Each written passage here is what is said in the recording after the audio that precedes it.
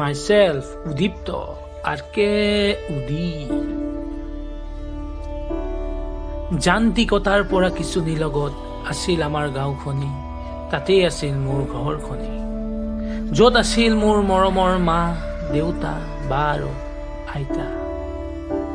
মোৰ চেনেহৰ আইতাই নিতৌ শুনাইছিল বৰগীত ঘোষা আৰু লগতে বহুতো ৰসাল কথা। সেই কথাবোৰ মনত পৰিলেচোন আজি বুকুখন ভৰকৈ বিষাই, উভতিহে যাবলৈ মন যায়। কিন্তু সেই আলিবাট আজি পকী হ'ল, ঘৰবোৰো পকী হ'ল, আৰু সেই তাতে থকা মানুহবোৰ আজিচোন দিহিঙে দিপাঙে গ'ল। অতীতচোন আজি হেৰাই গ'ল, আৰু গাঁওখনিহে পৰিৱৰ্তন হ'ল। আৰকে উদি ভাল লাগিলে শ্বেয়াৰ কৰিব,